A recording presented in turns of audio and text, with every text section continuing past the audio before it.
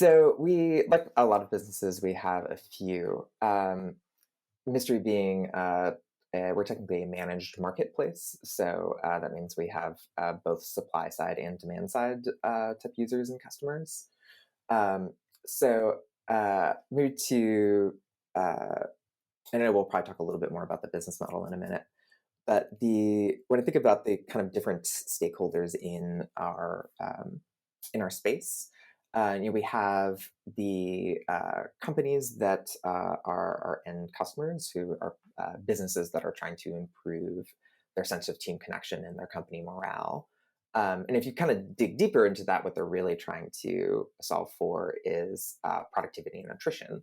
That the Great Recession is happening for a reason, or sorry, the Great Resignation is happening for a reason. And if you sort of look into the details, it's not because people aren't making enough money. It's because people feel lonely and disconnected from their colleagues. And so, what's interesting about solving that customer, or getting into that customer, is that we're both sort of solving this macro business problem of how do you engage teams, but in order to do that, we have to solve this micro problem of, like, as an individual team member, not as a business, like, what are the things that will have you, what are the opportunities we can create that will allow you to form meaningful connections with your coworkers, that don't feel superficial and actually last beyond this sort of brief interaction. Uh, so that's sort of on the customer side. On the uh, or on the demand side, if you will. On the supply side, we work both with internal and external event hosts. So these are people that actually conduct mystery experiences and lead the events. We have had some explorations into hostless events, but we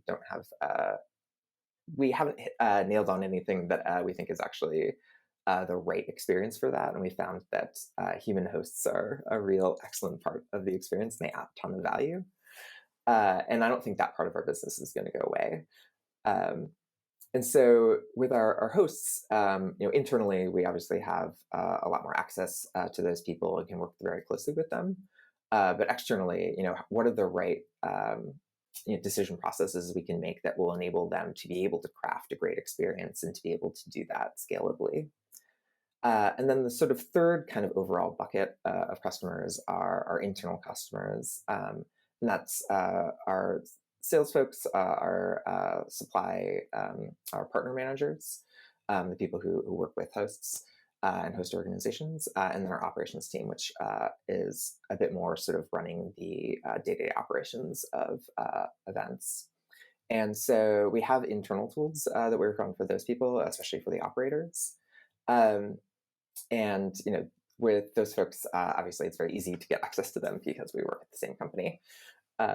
So those are kind of like the primary sort of key customers. And then there are also sort of like ancillary customers that we think about. For example, we have customers that we work with that help us with shipping supplies. We have tried owning shipments in-house, and it is not the business we want to be in right now.